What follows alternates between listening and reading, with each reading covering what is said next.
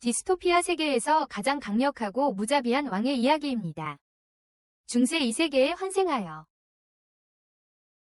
갓난아기로 눈을 뜨자 어머니와 아버지가 그를 사랑과 기쁨으로 바라봅니다. 부모는 신생아 아기의 얼굴이 자신들과 닮았다고 말하며 새로운 가족 구성원의 탄생에 기뻐합니다. 아버지 레이놀즈는 아들 아서를 괴롭히고 곧바로 아서에게 아빠라고 부르라고 합니다. 하파. 하지만 어머니 앨리스는 아서가 너무 어리다고 생각합니다. 젊은 부모가 신생아 아들과 장난을 치는 동안 아서는 저 두 사람이 누구인지 그리고 왜 자신의 부모라고 주장하는지 궁금해하며 그들이 정말 자신이 주장하는 사람들인지 의심하고 있다. 그렇다면 전생에 어떻게든 죽어서 기억을 온전히 간직한 채 환생했다는 뜻이다. 그의 기억은 온전했다. 아서가 수많은 승리와 세계 정복 후 신들에 의해 힘없는 갓난아기로 전락했다는 사실을 믿을 수 없다는 듯 별이 빛나는 밤하늘을 바라본다. 그는 적어도 창피했다. 그리고 트림을 해야 한다는 사실이 그를 2배로 난감하게 만들었다. 더욱 부끄러웠다. 아서는 지금 삶이 싫지는 않아요. 부모님 두 분 다 잘 챙겨주시니까요. 하지만 여전히 불만이에요. 기저귀를 싫어하고 늘 누가 자신을 해칠까봐 두려워해요. 그래서 항상 경계를 늦추지 않죠. 주먹을 꽉 쥐는 것만이 그가 할 수 있는 일이에요. 아서의 아버지는 이를 눈치채고 아들의 손 아래에 자신의 손가락을 넣어 아내에게 아들이 자신을 얼마나 사랑하는지 보여주려 해요. 아서는 움직이려 애쓰다 너무 세게 힘을 주는 바람에 변을 봐버리고 이제 엄마가 치워줘야 해요. 창피함에 아서는 울고 싶어져요. 그는 이 기이한 꿈에서 깨어나고 싶지만 불행히도 이것은 앞으로 그가 마주해야 할 냉혹한 현실입니다. 그건 그렇고 아서가 더욱 이상한 것을 목격합니다. 아버지가 마법을 부리고 그것으로 자신의 힘을 증폭시키는 것을 보게 됩니다. 그의 아버지는 마법을 부릴 수 있고 그것을 사용해 힘을 강화할 수 있습니다. 그의 엄마도 마법을 가지고 있어서 아빠를 치유하는 데 사용했어요. 그래서 아서는 어떻게 그런 일이 가능한지 궁금해했죠. 마법이 통한다. 그러기 위해서는 먼저 성장해야 한다는 것을 깨닫습니다. 한편 아버지는 숲으로 들어가 자신의 강화 마법을 사용하여 짐승을 제압합니다. 그러기 위해서는 먼저 자라야 한다는 것을 깨닫습니다. 한편 아버지는 숲으로 들어가 자신의 강화 마법을 사용하여 짐승을 제압합니다. 마법. 곧 그의 친구들이 놀러옵니다. 말씀드리자면 그들은 후반부 이야기에서 중요한 역할을 할 거예요. 아서에게는 할 일이 없으니 다시 아서 이야기로 돌아가죠. 그는 주변을 살피며 가능한 한 많은 지식을 흡수합니다. 어디서나 지식은 힘이니까요. 사냥을 마치고 레놀즈가 집으로 돌아오자 아서는 그가 지금 모든 개인이 무기를 소지할 수 있는 사회에 있는 건 아닌지 궁금해합니다. 만약 그렇다면 외부에 그렇게 만들 만큼 위험한 수준이 있다는 뜻입니다. 그렇게 아서에게는 가능한 한 빨리 힘을 얻는 것이 당연하다고 생각합니다. 이 세계에 적응하기 위해서요. 아서에게는 많은 질문이 있지만 불행히도 아직 물어볼 수 없습니다. 하지만 모든 좌절에도 불구하고 그는 여전히 행복합니다. 부모님과 함께 소중하고 값진 시간을 보낼 수 있기 때문입니다. 전생에서 아서는 평화롭게 잠잘 자유조차 없었습니다. 적들이 매일 밤 암살을 시도했기 때문입니다. 이제 평화를 누리게 되자 그는 새로운 삶에 익숙해집니다. 며칠, 몇 주, 어쩌면 몇 달 후에 그는 기어다니는 법을 배우고 재빨리 거울 앞으로 가서 자신의 잘생긴 모습을 확인합니다. 기어다니는 것에 익숙해지고 팔다리를 자유자재로 움직일 수 있게 된 아서는 부모님이 없을 때면 몰래 침대에서 나와 도서관으로 향했습니다. 거기서 그는 이 세상에 대해 더 알고 싶어 책을 집어들었고 자신이 태어난 대륙의 이름이 디카톤이라는 것을 알게 되었습니다. 디카톤에는 드워프들이 사는 다르보 왕국, 깊은 숲속에서 엘프들이 지배하는 엘라너 왕국, 그리고 마지막으로 아서를 포함한 인간들이 사는 사핀 왕국이 있습니다. 아서의 나라는 군주제이지만 왕위는 상속됩니다. 이전 세계와는 달리 전임 왕을 죽여 왕위를 탈탈할 수 있었던 것과는 다릅니다. 이 세계에 대한 기본적인 정보를 수집한 후 아서는 물결표에 대한 책을 찾습니다. 마치 마법처럼 귀엽게 책을 선반에서 꺼낸다. 선반에서 책을 꺼낸 아서는 이전 삶이 지금보다 얼마나 더 발전되어 있었는지 회상하기 시작한다. 이전 삶이 더 발전되었던 이유를 이해하기 위해서였다. 그가 선반에서 꺼낸 책은 그 이유를 이해하게 해줄 것이었다. 그는 마법, 이 세계 사람들이 만화라고 부르는 것을 배우려 한다. 이는 대대로 전해 내려오며 100명 중 1명에게서만 나타난다. 게다가 세상에는 만화의 형태가 두 가지뿐인데 하나는 만화로 신체 능력을 강화하는 증강형이고 다른 하나는 만화를 발현시켜 조종하는 소환형이다. 소환사가 원하는 대로 만화를 발현시켜 조종하는 것이다. 부탁드립니다. 이 글을 읽으면서 그는 이전 어머니의 능력을 떠올리고 그것이 분명히 그녀가 마법사임을 증명한다는 것을 알게 됩니다. 만화를 지닌 모든 사람은 만화 코어를 가지고 있는데 대부분의 마법사들은 사춘기 초기에 그것을 이용합니다. 그것을 잘 활용하고 숙달하면 마법사가 될 수 있습니다. 이 글을 읽은 아서 아더는 그것이 자신이 매우 잘 알고 있는 기카이의 개념과 유사하다고 생각합니다. 매우 익숙한 개념입니다. 하지만 그는 이 지식이 자신에게 무기가 될지 의문을 품습니다. 자신이 되고 싶어하는 무술가이기 때문입니다. 그 순간 그는 자신의 내면의 카이를 불러내 어떤 경지에 이르려는 순간 어머니인 앨리스가 그를 방해합니다. 그녀는 그를 갓난아기처럼 안아올리고 자세히 살핍니다. 처음에 그는 자신의 속임수가 들킨 줄 알았지만 그녀는 곧 그가 똥을 쌌다는 것을 밝힙니다. 분명히 그랬습니다. 악취. 앨리스가 기저귀를 닳는 동안 아서는 이 몸이 얼마나 큰 감옥이 되어가는지에 절망합니다. 그는 더 큰 힘을 얻겠다고 맹세합니다. 나중에 앨리스는 아서의 삶의 여러 측면을 기록하는 시간을 보내고 매우 기뻐합니다. 아이가 이 세상에서 얼마나 발전하고 있는지 보면서요. 하지만 아이가 자신들에게 한 번도 웃어준 적이 없다는 사실이 그녀를 괴롭힙니다. 그 생각에 그녀는 슬퍼하고 그는 창밖으로 나가 그녀의 남편 레이가 아서에게 검 사용법을 가르치는 것을 봅니다. 아서의 발전 상황을 알리려는 그의 마음은 기쁘지만 그녀는 그에게 화가 납니다. 어린 아들에게 매우 위험한 기술을 가르쳤다고요. 죄송합니다, 부인. 여자 마음은 알 수가 없어. 그녀는 아서가 검 사용법을 배우기엔 너무 어리다고 생각하며 남편을 크게 꾸짖습니다. 큰 소리로. 반면 아서는 그들을 자세히 관찰하며 그것을 틀로 삼아 결혼제도의 구조를 이해하려고 애썼다. 비록 그가 점점 그들이 사는 세상이 여자들이 지배할지도 모른다고 생각하기 시작했지만 그날 후에 앨리스는 아서를 시장에 데려갔고 아서는 모든 것에 너무나도 흥분했다. 자기 눈에 보이는 모든 것에 그가 눈길을 주는 모든 물건 하나하나가 배우는 교훈처럼 느껴졌다. 이제야 아기들이 마치 그곳을 아는 것처럼 두리번거리는 이유를 알겠다. 특히 그의 이전 세계에는 없던 물건들 말이다. 심지어 마법을 가까이서 관찰할 기회까지 얻었는데 매우 유익했다. 돌아오는 길에 그는 점점 잠이 들었지만 그 전에 어떻게 그의 가족이 그에게 얼마나 도움이 되었는지 드디어 집에 도착해서 앨리스는 그를 그의 방으로 데려간다. 가는 길에 그녀는 그가 몰래 일어나 책을 읽을 때마다 얼마나 행복한지 이야기한다. 그리고 그들이 시장에 갔을 때 얼마나 호기심이 많은지 이야기한다. 그녀는 그가 그런 성격을 아버지에게서 물려받았다고 생각한다. 그렇지. 아버지랑 똑같아. 그녀는 그가 세상을 보러 떠날지도 모른다는 결론을 내리지만 더 평화로운 삶을 살기를 바란다. 그날 저녁 아서가 아버지의 마술을 보고는 가까이서 배울 수 있는 사람이 있다는 생각에 흥분한다. 그는 아버지가 땅에서 돌 몇 개를 들어 올리는 것을 보고 마음을 바꾼다. 엄청 실망하기 전에 앨리스가 나타난다. 앨리스는 그에게 레이가 이제 막 시작했을 뿐이라고 안심시키며 더욱 자세히 지켜보라고 재촉한다. 자세히. 그 순간 레이는 마법의 힘을 증폭시켜 고급 기술을 선보인다. 기술들을 그가 이렇게 하는 것을 보면서 아서는 즉시 그의 아버지가 증강자라는 것을 알아챈다. 그는 자신만의 마술을 선보일 생각에 신이 났지만 엄마가 이제 자야 할 시간이라고 알려주자 꿈은 깨진다. 엄마가 그를 방으로 데려가는 동안 그는 선반 위에 책을 발견하고 그를 계속 가리키며 소리쳐서 읽게 해달라고 한다. 잠시 귀여운 표정을 짓자 그녀는 그가 읽도록 허락할 수밖에 없었다. 잠시 동안 읽게 해준다. 이게 어떻게 작동하는지 아시는 분 계세요? 책을 읽으면서 그는 자신이 얻었던 모든 지식들을 떠올린다. 자신만의 모노코어를 만들기 위한 노력에서 얻은 지식들을 그는 자신의 몸 여러 곳에서 한 곳으로 만화를 모으기 시작한다. 잠시 동안 그러고 있는데 부모님은 그가 아마도 잠들었을 거라고 생각할 무렵 집안에서 큰 폭발음이 난다.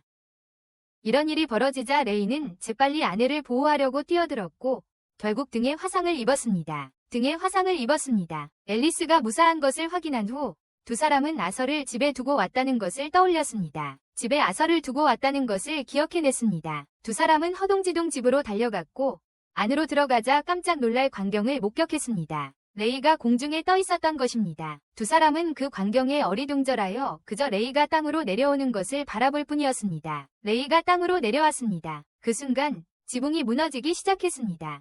아서는 어린아이였기 때문에 제때 피하지 못했지만 부모는 그가 저승과 재회하는 것을 막기 위해 재빨리 그를 보호합니다. 곧이어 모두들 눈물을 터뜨렸고 아서도 앨리스와 레이가 자신을 지키기 위해 최선을 다할 것임을 깨달았습니다. 전생에서는 결코 얻지 못했던 안정감이었습니다. 우리는 그레이 왕으로 알려졌던 아서의 전생을 엿볼 수 있습니다.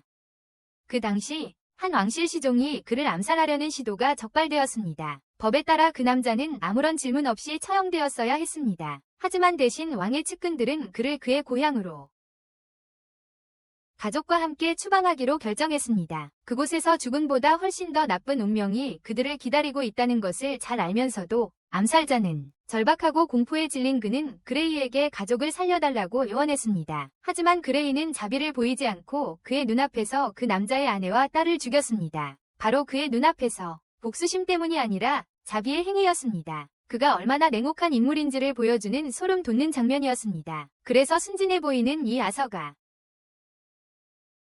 한때 그토록 무정한 결단으로 통치했던 사람과 같다는 것을 생각하는 것은 거의 믿을 수 없습니다. 지금 아서는 아버지 레이와 시간을 보내고 있는데 레이는 아서에게 자신의 것과 똑같은 한 쌍의 격투용 장갑을 선물합니다. 하지만 아서는 그것을 거절하고 대신 자신의 나무 칼을 고집합니다.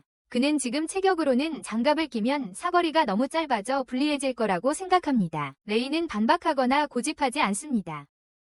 레이는 반론하지 않고 그냥 넘어갑니다. 대신 미소를 지으며 평소처럼 스파링 연습을 시작합니다. 하지만 오늘은 달랐습니다. 중간에 아서가 검에 만화를 주입하는 법을 익혔다고 밝히면서 그 갑작스러운 공개로 레이의 무기를 완전히 빼앗아 버립니다. 평생 처음으로 아서가 승리하며 레이는 멍하니 말문이 막히고 아들의 급성장에 완전히 허를 찔립니다. 후에 저녁 식사에서 레이는 아서에게 제대로 된 사범을 구해주기로 합니다. 아들의, 그렇게 하지 않으면 아들의 발전을 저해할 거예요. 아서의 어머니인 앨리스는 이 결정에 반대합니다. 아서가 강사를 구하면 언덕 위의 집을 떠나 멀리 도시로 가야 하기 때문입니다. 4살이 어린 나이에 혼자서 말이죠. 레이는 여전히 주장합니다. 앨리스에게 아서는 이제 마법으로 무엇이든 향상시킬 수 있으며 그것은 아서의 미래를 위한 것이라고 말합니다. 두 부모는 그 문제로 왔다 갔다 하며 결국 저녁 식탁에서 큰 소리로 다투게 됩니다. 그래서 아서는 서로에게 이득이 되는 상황을 만들기 위한 간단한 해결책을 제시합니다. 그리고 두 분 모두 자신과 함께 도시로 가자고 제안합니다. 이렇게 하면 레이는 아서를 제대로 된 가정교사에게 훈련받게 하고 앨리스는 항상 아들을 곁에 둘 수 있습니다. 아서의 부모님은 즉시 동의하고 도시로 이사갈 준비를 곧바로 시작합니다. 도시로 얼마 지나지 않아 레이의 친구들, 토온이라는 모험가 파티가 아서와 그의 가족을 도시로 직접 에스코트하러 옵니다.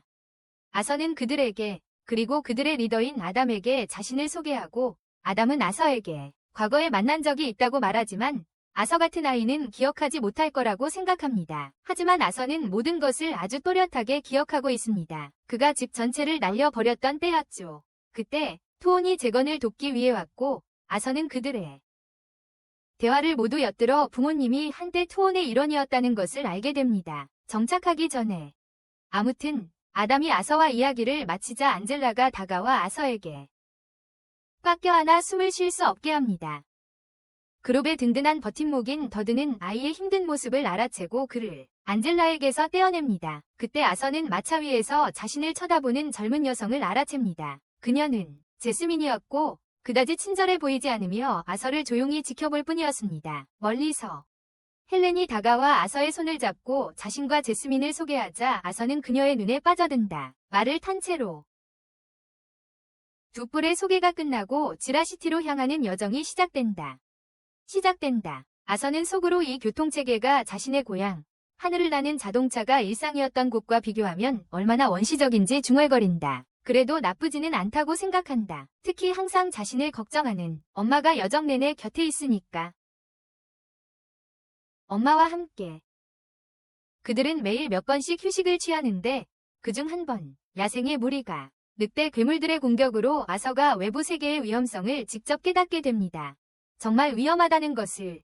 자스민이 늑대들과 싸우기 위해 나서서 단검을 사용하여 거침없이 제압합니다. 쓰러뜨립니다. 레이, 아담, 그리고 두 뿔의 다른 대원들이 전투에 합류하고 이내 상황을 처리합니다. 유일한 관전자였던 아서는 동료들에게 동기부여를 받고 다음 전투에 참여하기를 기대하게 됩니다. 그날 밤 연회를 열었는데 아서는 앨리스가 아무것도 먹지 않는 것을 알아챕니다. 전혀 먹지 않습니다. 배가 부르다고 하는데 뭔가 이상해. 레이의 팔에 상처를 발견하고는 곧바로 일어나 그를 치료한다. 그러자 분위기가 바뀌고 그룹은 조심스러워지며 은밀하게 경계한다. 외부인이 지켜보는지 확인하기 위해 주변을 경계한다. 아서에게는 그들이 치유 마법 때문에 조심하는 것이라는 게 분명해진다. 이 세계에서는 치유 마법이 희귀하고 매우 귀하게 여겨지기 때문이다. 알고 보니 레이와 앨리스가 외딴 산비탈에서 혼자 사는 이유는 앨리스의 치유 능력을 남들의 눈에 띄지 않게 하기 위해서였다. 잔치 후 아담은 아서의 부모에게서 아서를 빌려와 그와 겨루고 싶어한다. 레이의 말처럼 정말 실력이 있는지 확인하려는 것이다. 나머지 무리들도 그 신동의 잠재력에 똑같이 궁금해하며 주변에 모여들어 예상치 못한 인파를 만들어냅니다. 아서 4살은 그들 중 누구도 자신을 조금이라도 걱정하지 않는 건 아닌지 궁금해합니다. 그가 어찌되었든 이것은 아서가 아버지가 아닌 다른 사람과의 첫 번째 훈련 경기이며 레이가 나무 막대기만 사용한 것과 달리 아담은 붕대를 감은 것이긴 하지만 진짜 창을 휘두릅니다. 비록 붕대를 감았지만 결투가 시작되자마자 아담은 망설임 없이 자신의 창에 만화를 강화시킵니다. 아서는 그에 맞춰 같은 행동을 하지만 한 걸음 더 나아가 만화를 발에 집중시켜 속도를 극적으로 높입니다. 순식간에 움직이며 앞으로 돌진 아담이 반응하기도 전에 첫 타격을 날린다. 아담의 반응은 없었다. 바로 이어 아담의 다리 사이를 깔끔하게 빠져나가 거리를 벌리고 그의 놀라운 속도와 정확성에 모두들 말을 잃는다. 싸움은 더욱 치열해지고 정면으로 맞붙지만 힘의 차이는 부정할 수 없다. 아서, 그는 힘이 없어 아담의 공격에 그대로 날아간다. 아담의 일격에 날아가 버렸다. 충격으로 날아가면서 그는 자신의 몸이 직접적인 전투에는 얼마나 가볍고 약한지를 깨닫는다. 그가 바닥에 세게 부딪히기 전에 안젤라가 바람 마법으로 부드럽게 착지시킨다. 그의 낙하를 완화시키며 받쳐주었다. 듀르돈이 재빨리 끼어들어 어린애에게 너무 심하게 굴었다며 아담을 나무랐다. 그리고 자제해야 한다고 일깨워주었다. 아담은 손을 들며 자신이 너무 흥분했다고 인정했다. 하지만 아서의 기술에 완전히 속수무책으로 당했기 때문이라고 덧붙였다. 속으로는 레이가 이 아이를 어떤 지옥 같은 훈련을 시켜서 겨우 4살짜리 아이를 그런 괴물로 만들었는지 궁금해했다. 옆을 돌아보니 제스민이 이상하다는 듯이 자신을 바라보고 있었다. 그녀는 그가 어떻게 그런 기술을 썼는지 알고 싶어하며 그에게 가르쳐달라고 애원했다. 그녀의 멍한 표정을 보고 그는 그녀가 원하는 것을 얻을 때까지는 물러서지 않을 거라는 결론을 내렸다. 원하는 것을 얻을 때까지는 포기하지 않을 거라고. 다음 날 아침 그들은 여정을 계속 이어가다가 아서의 훈련을 계속할 조용한 곳에 잠시 멈췄다. 아서가 훈련을 계속할 수 있도록 조용한 곳에 잠시 쉬었다. 아담은 그에게 창 사용법을 가르쳤고 그의 아버지는 약골이었지만 헬스키퍼 같은 동작들을 선보였다. 약골이었지만 아버지는 헬스키퍼 같은 동작들을 보여주었다. 그 후 헬렌은 그에게 궁수를 가르쳤고 그는 짧은 시간 안에 전문가가 되었다. 짧은 시간 안에 하루 훈련을 마치고 그는 제스민에게 그녀가 요구했던 수업을 해주었고 그녀는 매우 빨리 배우는 것을 보였다. 그녀는 매우 빠른 습득력을 보였다. 그날 밤 그가 책을 읽는 동안 제스민은 계속 그를 쳐다봤다. 마치 그의 존재하지 않는 잘생김에 홀린 듯이. 곧 그녀는 스토커처럼 되었다. 다음 날은 아서의 생일이었고 제스민은 그에게 단검을 선물했다. 선물로. 다른 여자들의 놀라움 속에 그녀는 심지어 그에게 단검 사용법을 설명하기 시작했다. 그에게 아이들의 장난에 질리고 힘든 독신남인 아담은 이제 출발해야 한다고 말했다. 어머니인 알리스가 그를 부르자 그는 그녀가 좀 안 좋다는 것을 알게 되었다. 그래, 그가 무슨 문제냐고 묻자 그녀는 괜찮다고 말하지만 그는 그녀의 거짓말을 믿지 않는다. 여정을 계속 이어가던 중 그들은 도중에 산적들의 공격을 받는다. 길에서. 그러자 그들은 모두 마차에서 뛰어내려 방어 자세를 취한다. 방어를 위해 산적들은 그들에게 화살을 퍼붓지만 안젤라는 마법 방벽으로 그들을 보호한다. 마법 방벽으로 밖을 살펴본 아더는 그들이 거의 포위되었다는 것을 알아차린다. 반면 정육면체 머리를 한 산적 두목은 여자들과 아이들을 좋은 값에 팔 생각이라며 해치지 말라고 부하들에게 명령한다. 좋은 값에. 그때 산적들이 그들에게 거세게 돌격해오고 분명히 두려워하는 알리시아는 산적들이 더 가까이 오기 전에 아서를 진정시키려 한다. 그들에게 더드는 그들을 날려버리고 레이는 재빨리 주먹으로 날린다. 한 산적이 레이를 치려는 순간 헬렌이 그의 사악한 심장에 화살을 쏜다. 게다가 아담은 창으로 산적들을 베어넘기고 제스민은 그들을 내리친다. 단검으로. 그들이 하는 걸 보면서 아더는 쌍뿔 무리들이 개인적으로 실력이 있다는 걸 인정하게 됩니다. 하지만 도적들의 수가 훨씬 많아서 승산이 없습니다. 하지만 한참 싸우다 보니 모두 지쳐가는데 도적들은 계속 덤벼듭니다. 잠시 후 도적들은 레이를 마차 안으로 밀어넣고 레이는 의식을 잃습니다. 그러자 추한 도적 두목이 앨리스와 아더에게 다가옵니다. 이 모습을 본 두 사람은 마차 밖으로 뛰쳐나가지만 그때 레이가 의식을 되찾고 혹독하게 얻어맞은 상태임에도 불구하고 물러서라고 합니다. 레이가 그런 상태인 것을 보고 두 사람은 마차에서 뛰쳐나왔지만 그때 레이가 의식을 되찾고 혹독하게 얻어맞은 상태임에도 불구하고 물러서라고 합니다. 위태로운 상황. 그럼에도 그는 남자로 남기로 합니다. 아서에게 어머니를 데리고 도망치라고 부탁합니다. 이 말을 들은 멋진 바보는 남아서 함께 싸우겠다고 고집합니다. 하지만 그의 아버지는 어머니가 임신했다는 사실을 밝힙니다. 이로써 그는 그동안 품어왔던 의혹, 즉 어머니가 아팠던 이유에 대한 답을 얻게 됩니다. 어머니가 아파 보였던 이유에 대한 의문이 풀립니다. 한편 레이는 즉시 떠날 것을 요청하며 아서가 어머니와 태어나지 않은 동생을 지켜줄 것이라고 믿는다고 말합니다. 서둘러 아서는 알리시아를 잡고 그녀와 함께 도망치기 시작합니다. 격분한 큰 입강도 두목이 부하들에게 그들을 막으라고 명령한다. 하지만 아서와 알리시아가 잡힐 것 같던 순간 레이가 그에게 돌진한다. 잡힐 뻔했던 상황이었다. 아담과 제스민은 그들을 위해 길을 터주려고 강도들에게 칼을 던진다. 곧 파티원 전원이 아서와 알리시아의 탈출을 돕기 위해 손을 맞잡는다. 그들은 강도들과 정면으로 맞섰다. 도망치는 동안 아서는 과거 자신이 많은 영혼을 훔쳤던 자였고 이제는 자신의 영혼이 빼앗길까 두려워하는 자가 되었다는 사실을 회상한다. 그 생각만으로도 그는 분노한다. 그저 그 생각만으로도 그는 화가 난다. 하지만 그의 작은 발은 달리는 것 외에는 아무것도 할 수 없었다. 죽을 힘을 다해 달렸다. 한참을 달리던 아서는 산에서 날아오는 공격을 감지하고 고개를 들어 마범으로 그들을 공격하려는 수상한 남자를 보았다. 그는 즉시 어머니를 밀쳐냈고 그 과정에서 마법에 맞았다. 그 충격으로 균형을 잃고 산에서 떨어졌다. 떨어지는 길에 그는 저승에 혼자 가지 않겠다고 결심했다. 자스민이 준 끈이 달린 단검을 이용하여 적에게 던졌다. 단검은 적의 다리에 걸려 산꼭대기에서 그를 끌어내렸다. 산에서 이런 와중에 더든과 안젤라는 아서를 구하기 위해 마법을 사용하려 합니다. 하지만 아서는 너무 멀리 떨어져 있어 그들이 도착하기 전에 땅에 떨어집니다. 땅으로 떨어지는 동안 아서는 자신의 존재에 대해 생각하기 시작합니다. 어머니는 위에서 손을 벌린 채 그를 지켜보며 아들을 잡을 수 있기를 바라지만 아들을 잃을까봐 눈물을 흘립니다. 하지만 아서는 자신의 가족을 지켰다는 것에 만족하며 목숨을 잃더라도 말입니다. 비록 바라던 대로 형이 되지는 못한다는 것이 슬프지만요. 놀랍게도 아서는 추락에서 살아남아 매우 크고 사나워 보이는 괴물 앞에서 눈을 뜹니다. 정말 크고 사나워 보이는 괴물의 앞에 서게 됩니다. 그는 엄청나게 무서워합니다. 괴물의 모습에 아서가 완전히 겁에 질려 말을 잇지 못합니다. 아서는 괴물이 자신을 여기로 유인했다고 생각하며 그녀를 공격하려 하지만 그녀는 손가락 하나 까딱하여 그를 밀쳐냅니다. 그녀는 자신이 그의 적이 아니라고 안심시키며 일어서서 자신이 직접 기른 신비로운 식물에서 마법의 열매를 따서 아서에게 먹입니다. 아서의 상처 치료에 필요한 음식과 영양분이 필요하다고 생각해서입니다. 상처 치료를 위해서 말이죠.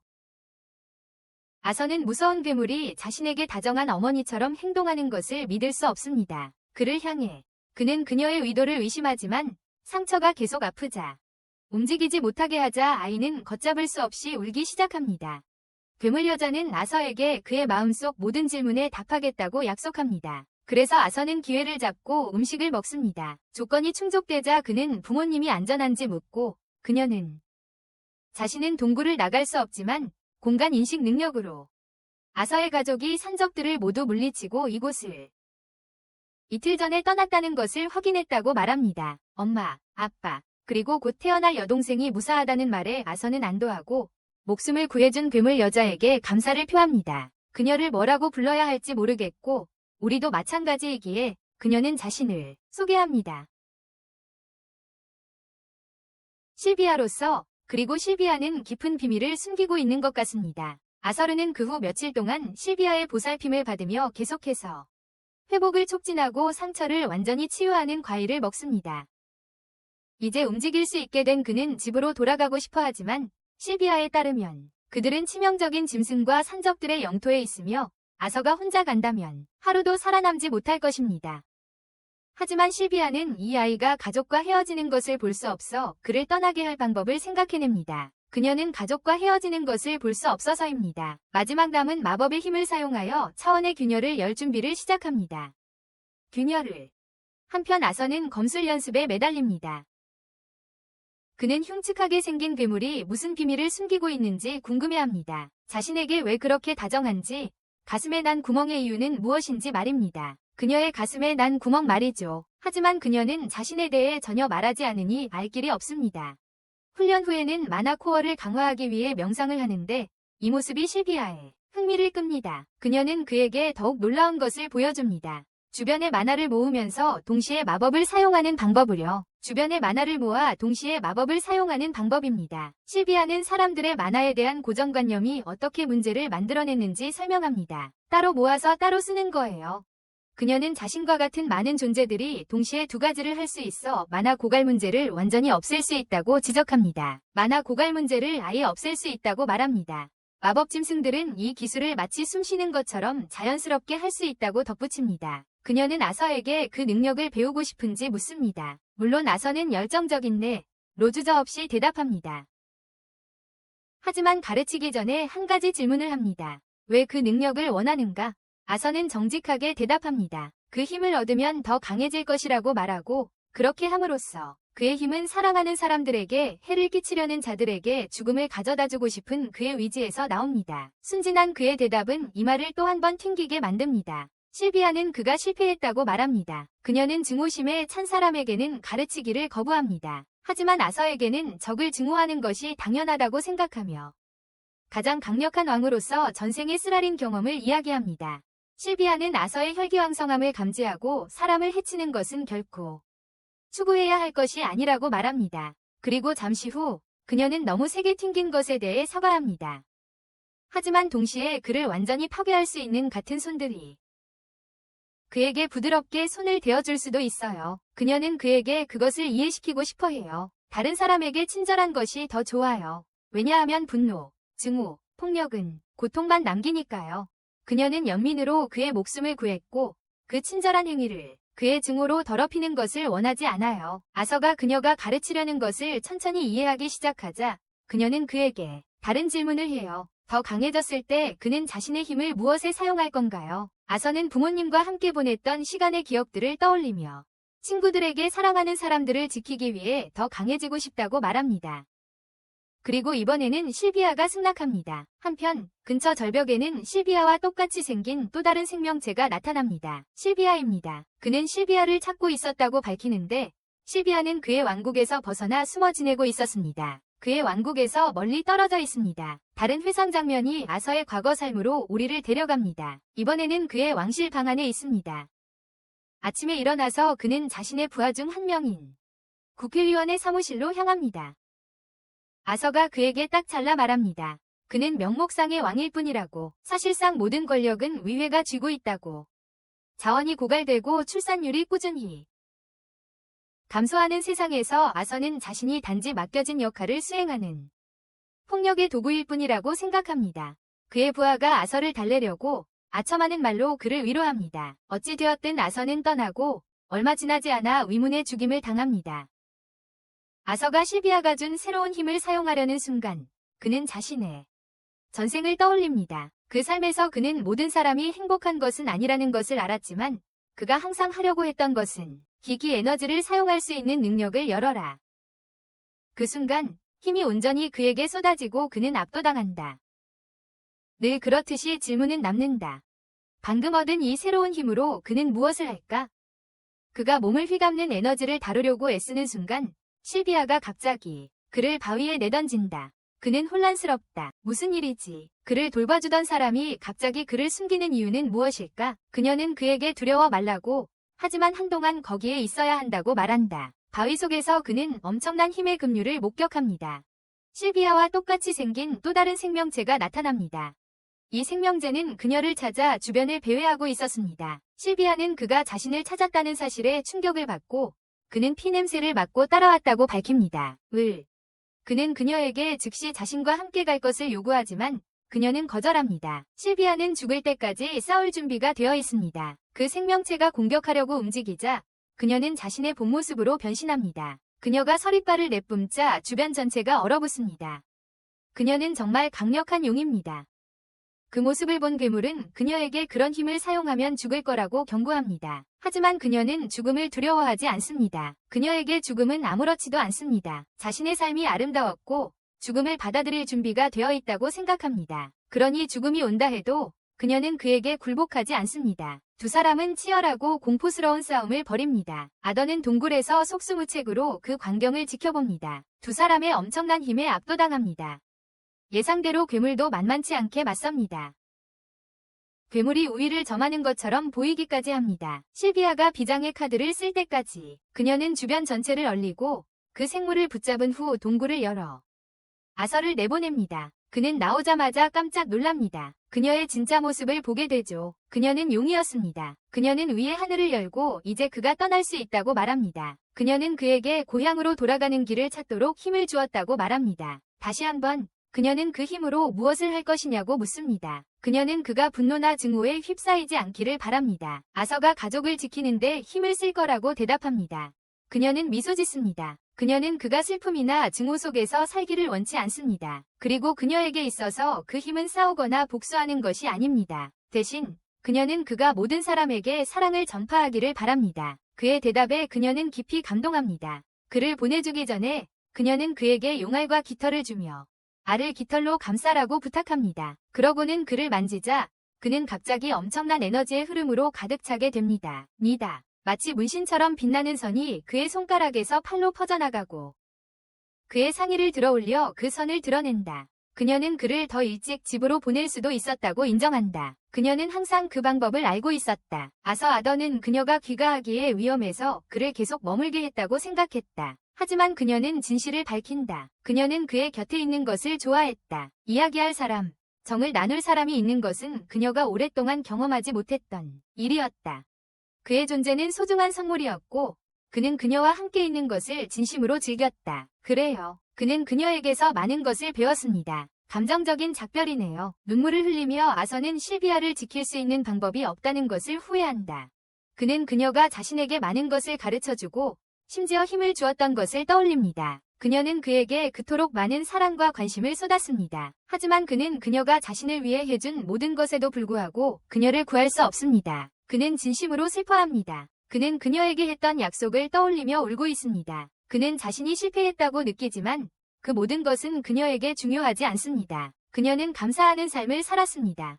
하지만 부드러운 미소와 함께 그는 그녀가 무엇이든 용이든 괴물이든 상관없다고 말합니다. 그저 그녀가 가족이라는 것만 알고 있습니다. 그는 그녀가 가족이라고만 알고 있습니다. 그녀는 집에 어머니가 기다리고 있는데 어떻게 가족이라고 부를 수 있냐고 놀립니다. 집에 기다리는 어머니가 있는데 잠시 생각하더니 미소를 지으며 그럼 할머니라고 말합니다. 할머니라는 그 한마디가 가슴 깊이 와닿습니다.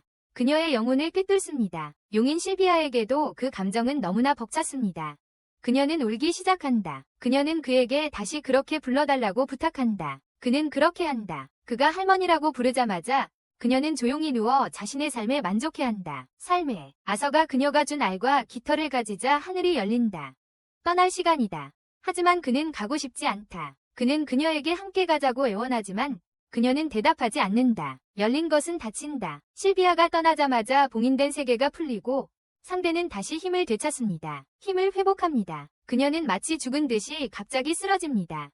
그 생물을 다가오며 그녀처럼 강력한 존재가 그런 작은 공격에 죽을 수 있는지 위하여합니다. 단순한 공격 하나에 죽을 수 있는지 위하여합니다. 그는 더 가까이 다가가 이해하려 하지만 실비아는 단지 죽은 척했을 뿐입니다. 그가 가까이 다가오자 그녀는 눈을 뜨고 엄청난 만화 폭발을 일으키는데 누구도 살아남을 수 없을 만큼 강력합니다. 동굴 전체가 흔들리고 폭발은 너무 커서 지표면까지 이릅니다.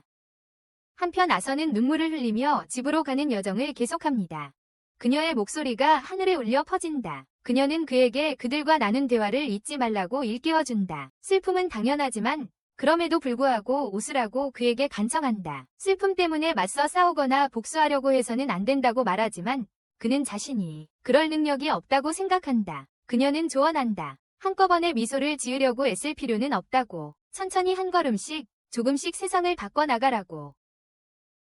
아서가 스스로를 의심하지만 그녀는 그에게 그의 정체성을 일깨워준다. 그는 그레이 왕, 가장 강력한 왕이라고. 그는 무엇이든 할 수 있어요. 그녀는 그에게 분노와 고통으로 마음을 채우지 말고 행복한 삶을 살라고 간청합니다. 행복하게. 그녀가 자신과 함께하는 동안 그의 진짜 모습을 알고 있었다는 사실에 그는 충격을 받습니다. 본성을, 진실과 깊은 감정으로 가득 찬 순간입니다. 그녀의 목소리는 결국 바람에 쓰러집니다. 아서가 이제 지상으로 돌아와 조심스럽게 그녀의 선물들을 가방에 넣는다. 새로운 결의와 힘으로 그는 집으로 향합니다. 미소로 세상을 바꾸겠다는 의지를 가지고 한 걸음씩 나아갑니다. 이게 오래 갈까? 만화로 이동 속도를 높인 아서가 엘셔 숲을 가로질러 질주한다. 실비아의 알을 실수로 건드리지 않도록 조심하면서 원숭이처럼 나무에서 나무로 뛰어다니던 중 갑자기 사람들의 목소리가 들린다. 그는 그들에게 다가가 그 무리가 자신의 가족이 있는 도시로 이끌어주기를 바란다. 하지만 그들의 의나무에 착지하자마자 그들이 사실은 엘프 소녀를 납치하여 노예로 팔려고 하는 4명이 산적이라는 것을 깨닫는다. 아서는 며칠 전에도 자신을 잡으려 했던 비슷한 무리를 만난 적이 있다. 자신의 어머니가 그들을 노예로 팔도록 했습니다. 그들이 그들과 관련이 있다고 가정하고 그는 복수를 꾀합니다. 한편 노예상들은 엘프 소녀를 마차 안으로 밀어넣고 떠날 준비를 합니다. 숲을 떠나려 합니다. 모든 것을 목격한 아서의 분노가 치솟습니다. 하지만 실비아의 조언을 떠올리며 그는 진정하고 마차를 따라갑니다. 저녁이 될 때까지 마차를 따라가다가 산적들이 야영을 합니다. 아서는 인간 마을까지 그들을 계속 따라가면서 숨어 지내는 안전한 방법을 선택할 수 있습니다. 하지만 그렇게 한다면 엘프 소녀를 구할 생각을 포기해야 합니다. 하지만 그렇게 하면 엘프 소녀를 구하는 것을 포기해야 할 것입니다. 어쨌든 그는 자정이 될 때까지 기다렸다가 움직입니다.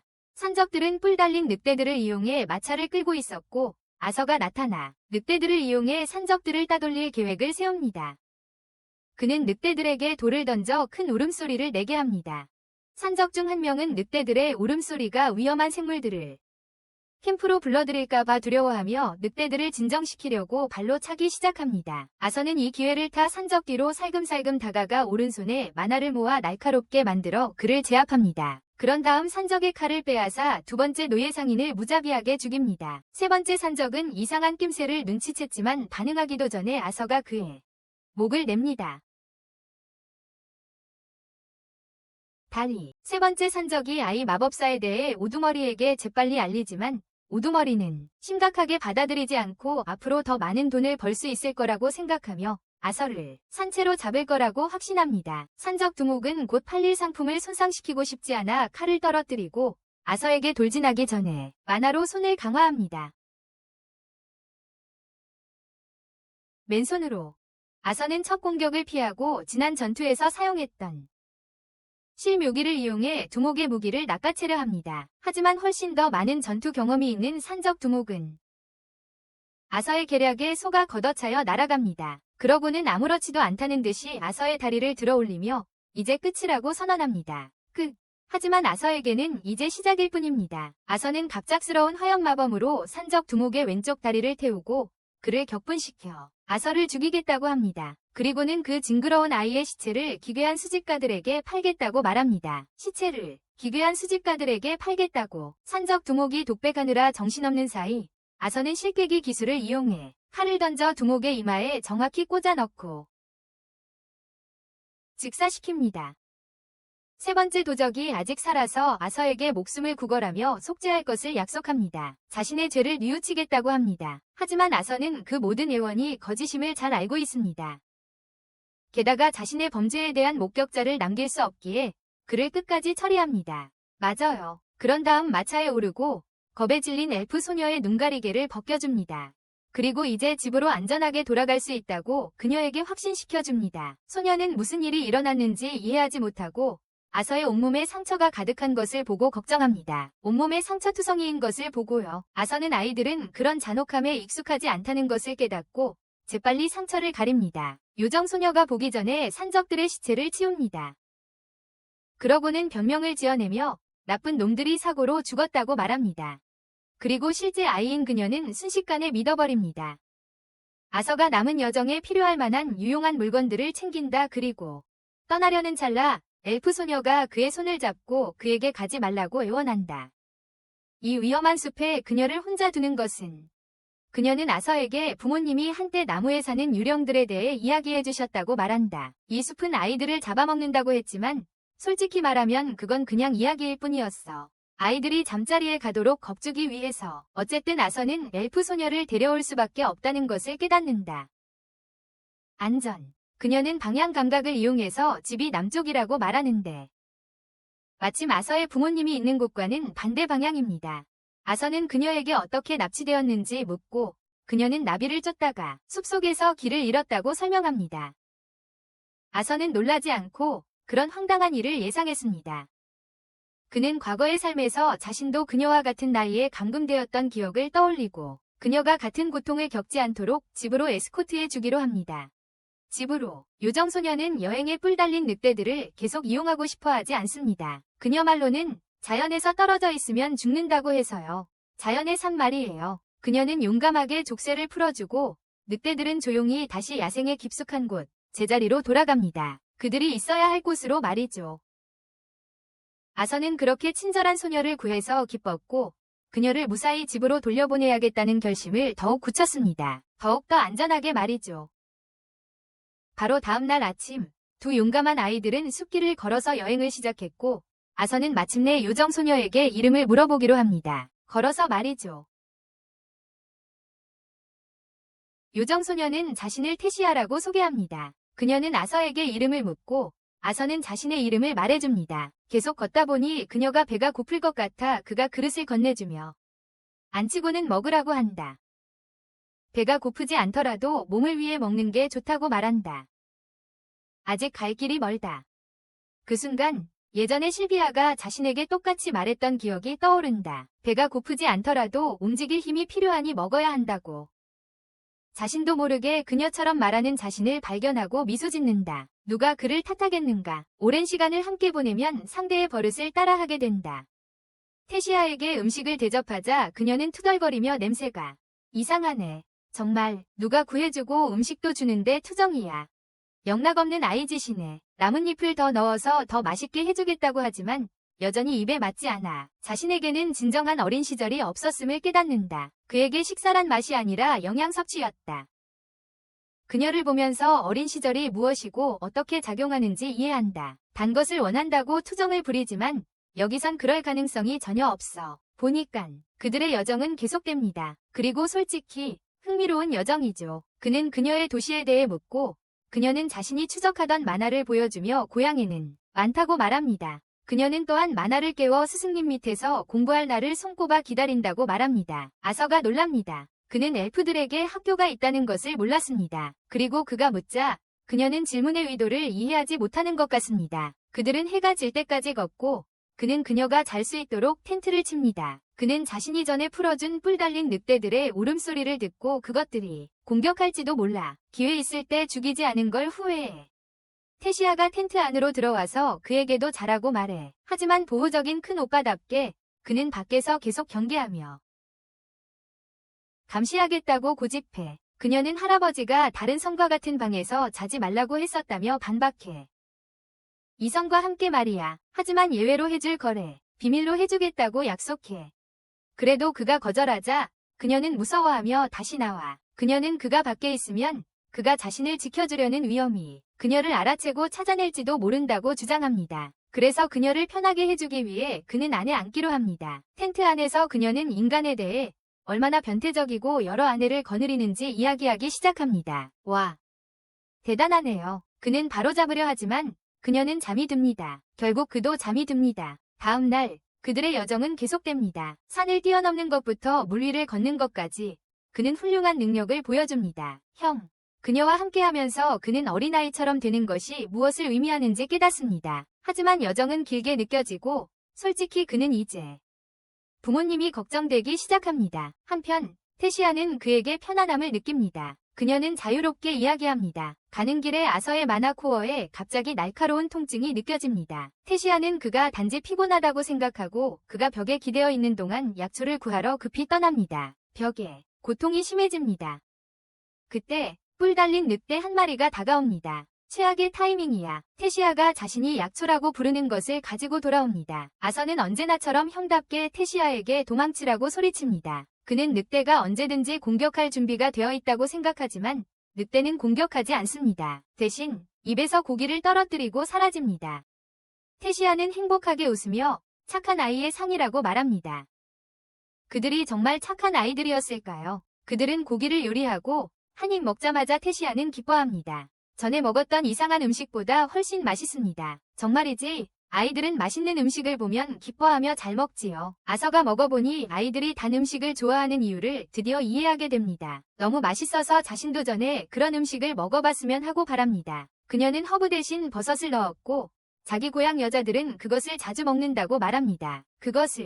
그는 경계를 풀고 한 입 베어 뭅니다. 큰 실수였습니다. 화장실을 여러 번 뛰어가게 됩니다. 그 맛은 끔찍했습니다. 그는 견딜 수 없을 정도로 심한 배탈이 났습니다. 밤이 깊어지고 그들은 텐트로 돌아왔습니다. 피곤하고 스트레스를 받아서 눈꺼풀이 감깁니다.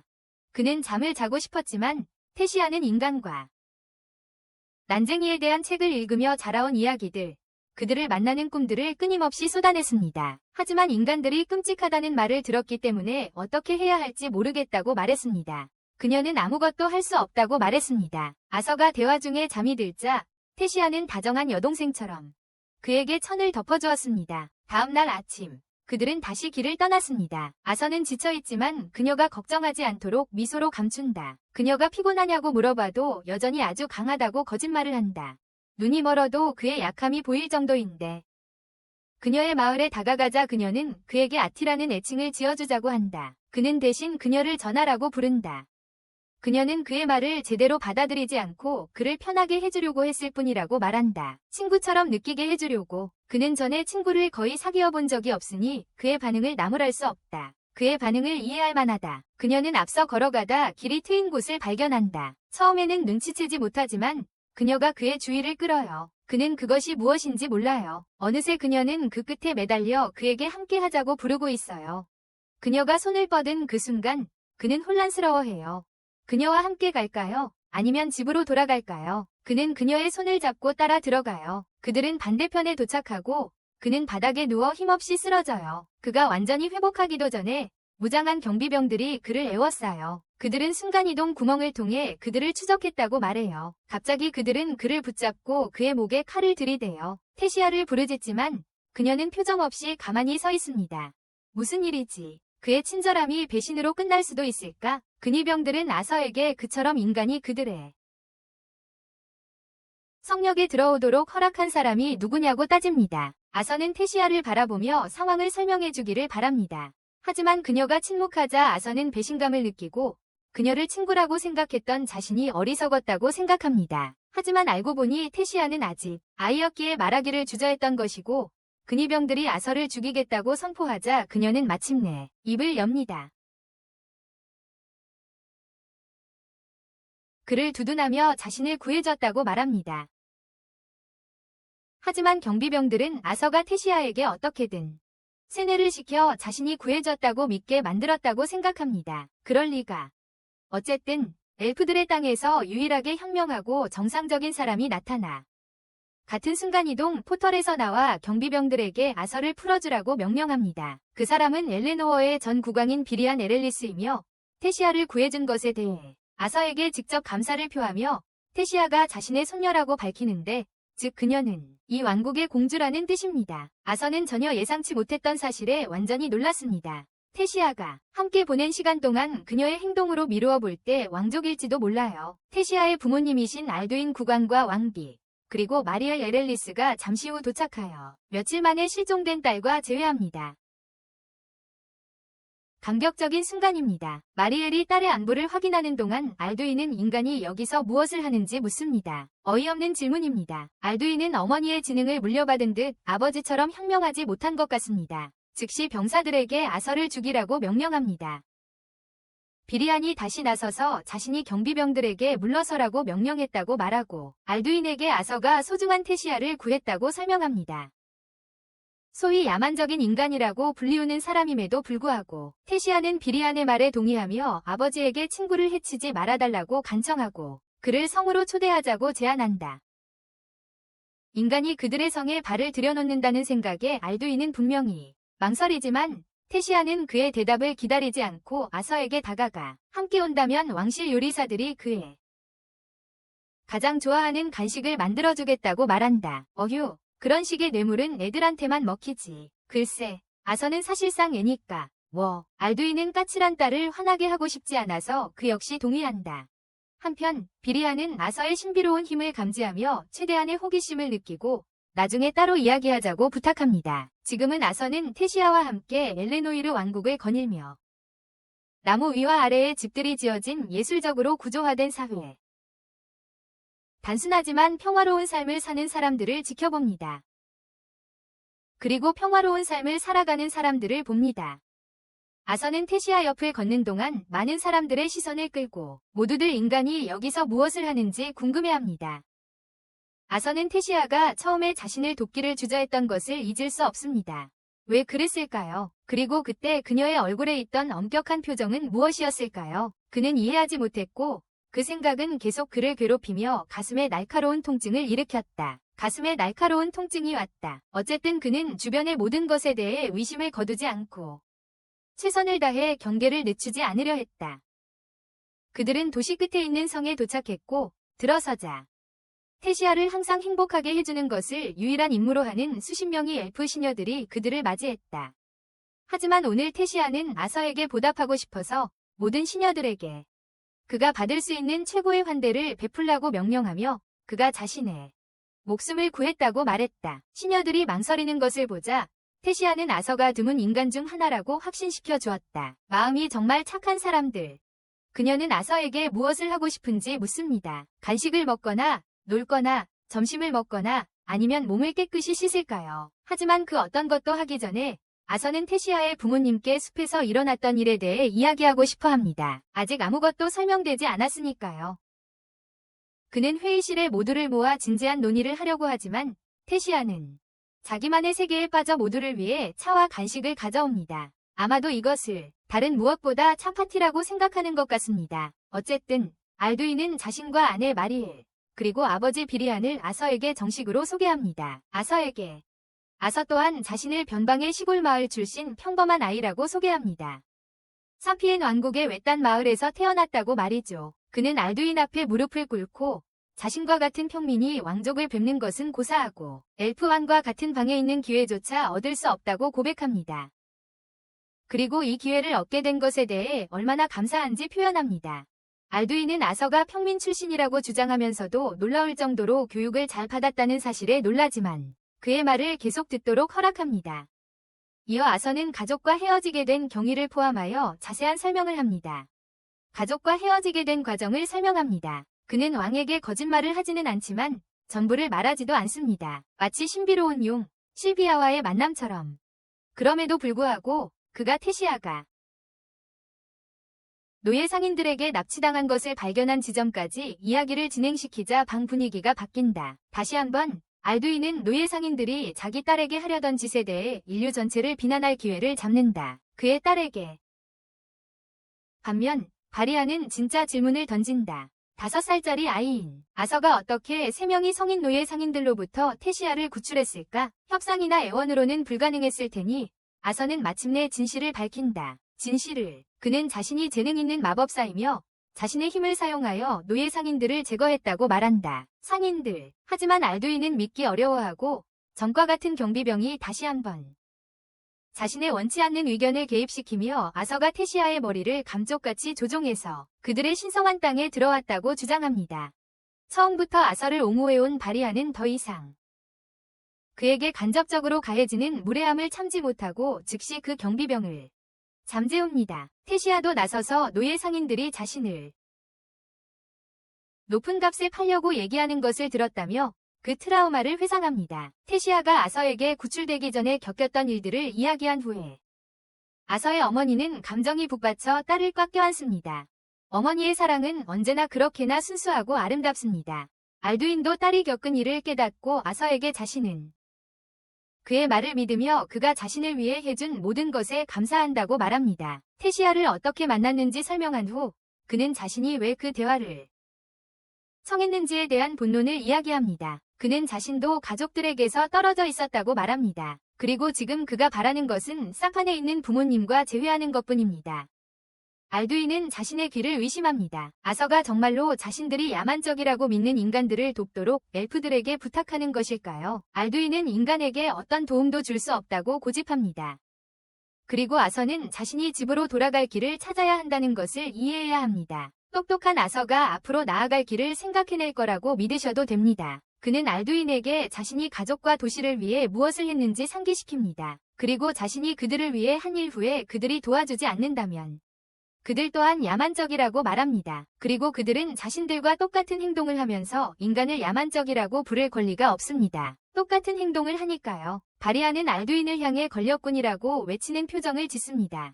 그는 알두인에게 자신의 그물에 걸렸다고 말합니다. 테시아도 아버지 옆에 서서 아버지가 어떤 결정을 내릴지 지켜봅니다. 결국 어떤 결정을 내릴지 알두인은 이제 어쩔 수 없습니다. 그는 아서를 돕기로 하지만 사판으로 가는 유일한 순간이동 문은 새 지도자를 만난 후 7년에 한 번만 열 수 있다고 알려줍니다. 그들은 최근에 사용했으므로 다음에 열 수 있는 때는 입니다.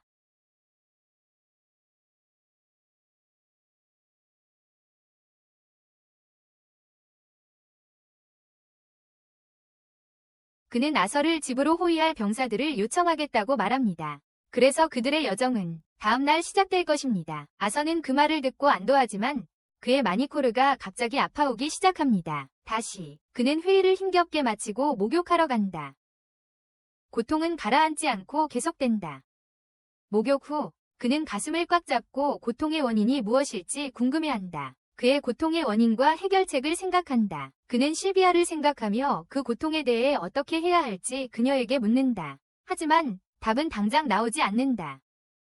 그는 궁궐 주변을 산책하고 신선한 공기를 쐬자 고통이 조금 줄어든다. 그는 부모님을 생각하며 얼마나 그들을 그리워하는지 생각한다. 그들은 아직 살아있을까 궁금해하지만 너무 강해서 그렇게 쉽게 죽지는 않을 거라고 결론 내립니다. 그렇게 쉽게. 그래서 그는 그들이 괜찮을 거라고 확신합니다. 그가 고개를 들어 테시아와 그녀의 부모를 보았을 때 그는 자신의 가족이 그럴지 궁금해한다. 그를 기쁘게 맞이하거나 그에게 화를 낼 경우에는 그들을 그렇게 오래 두고 떠나는 것. 이 모든 생각들이 불쌍한 소년을 압도합니다. 그래서 그는 망설이며 서 있습니다. 테시아가 그를 만나러 달려옵니다. 그는 그녀를 귀하게 자란 공주라고 놀리며 가서 즐거운 시간을 보내라고 합니다. 부모님의 위로를 받고 그는 자신의 부모님에 대한 걱정과 자신이 그들에게 환영받을 수 있을지에 대해 그녀에게 털어놓는다. 그들에게 환영받을 수 있을지에 대해 그의 뺨을 잡고 얼마나 작은 일에 신경 쓰는지 생각한다. 부모님이 네가 자식을 데려온 걸 기뻐하지 않을 거라고 무슨 말이야. 그리고 그의 부모님도 현재 그를 걱정하고 있을 거라고 확신한다. 그녀가 그를 안고 있는 동안 반짝이는 종 모양의 꽃들이 그들 위로 떨어진다. 그녀는 그것들을 보고 그에게 그것이 무엇인지 말해준다. 그녀의 그런 모습을 보며 그는 도시에 들어왔을 때 그녀가 자신을 배신하려고 했을 거라고 생각했던 것을 떠올리지만 그녀가 그에게 그렇게 하지 않은 것에 기뻐한다. 악마. 하지만 그 꽃은 그에게 익숙해 보입니다. 그는 자신의 생각으로 돌아가 무엇을 보고 있는지 궁금해합니다. 그녀가 꽃으로 보는 것은 그에게는 꽃이 아닙니다. 그것은 무기입니다. 그는 싸우던 시절에 그것들을 보았습니다. 그는 그녀에게 사과하고 그녀는 그의 말뜻을 궁금해합니다. 그는 자신도 그 꽃을 좋아한다고 말한 뒤 무기라고 생각하는 꽃을 보낸 사람에게 던져버립니다. 놀랍게도 보낸 사람은 다름 아닌 비리온이었습니다. 그에게 충격적으로 보낸 사람은 다름 아닌 비리온이었습니다. 그는 비리온이 자신의 손녀를 공격하는 이유를 묻습니다. 하지만 비리온은 그에게 미소를 지으며 그런 것으로 공격이 가능하냐고 되묻습니다. 그런 것으로 말이죠. 테시아가 비리온을 만나러 와 아서를 내버려 두라고 애원하며 아서는 사실 착한 아이이고 다른 인간들과 다르다고 말합니다. 그를 괴롭히는 것을 그만두라고 애원합니다. 비리온은 그것을 괴롭힘으로 받아들이지 않습니다. 그는 평생 처음으로 흥미로운 사람을 만났다며 그 사람을 놓아주지 않겠다고 말합니다. 그는 마범으로 테시아를 안치고 막대기를 가져와 아서와 결투를 벌이려 합니다. 아서, 이 싸움에서 누가 이길까? 싸움이 시작되고 아서는 최선을 다한다. 그는 모든 만화를 사용해 싸우지만 비리온이 자신보다 빠르다는 것을 알게 된다. 아무리 애써도 비리온을 한 번도 제대로 공격하지 못한다. 힘껏 공격하려는 순간 비리온이 그의 지팡이를 부러뜨리고 부러진 지팡이 조각이 테시아에게 날아오지만 그는 테시아를 보호한다. 그는 마법을 사용하기로 한다. 그가 사용하는 마법은 너무 강력해서 극소수의 사람만이 살아남을 수 있다. 근데 그의 마법을 무효화하는 사람이 누굴까요? 바로 비리온이죠. 몇 번의 시도 끝에 그는 성공적으로 비리온의 머리를 칩니다. 비리온은 놀라지만 그것은 그를 더욱 싸움에 열중하게 만듭니다. 그는 아서에게 재대결을 요청하지만 테시아는 자리에서 일어나 그의 엉덩이를 간지럽히며 아서를 내버려 두라고 말합니다. 그는 아서는 테시아가 생각하는 것처럼 어린아이가 아니라고 주장합니다. 그리고 그 싸움에서 스스로를 괴롭힌 사람이 있다면 그것은 아서가 그를 괴롭힌 것입니다. 아서는 그 모자를 원하지 않습니다. 그는 비리온이 자신을 과대평가하고 있다고 주장합니다. 비리온은 그에게 제자로 들어오라고 합니다. 그에게는 좋은 생각일 수도 있고 공평하게 말해서 그도 고려하고 있습니다. 하지만 그는 부모님을 생각하고 부모님이 자신의 안부를 걱정하는 것을 생각하며 그것은 좋은 제안이 아니라고 결정합니다. 그는 비리온에게 자신의 걱정을 이야기하지만 비리온은 그에게 집에 가지 않고도 부모님께 자신의 안부를 알릴 수 있는 방법이 있다고 알려줍니다. 그는 더 자세히 알아보려고 하자 비리온은 그의 몸에 무언가를 주입합니다. 그는 다시 만화의 통증을 느끼기 시작합니다. 그리고 이것은 비리온이 이전에 의심했던 것을 확인시켜 주는데 그것은 바로 그는 짐승의 의지를 얻었어. 그는 아서에게 살아남고 죽지 않으려면 그의 제자가 되어야 한다고 말해. 제자. 아서에게는 어려운 선택이야. 결국 그의 결정은 무엇일까?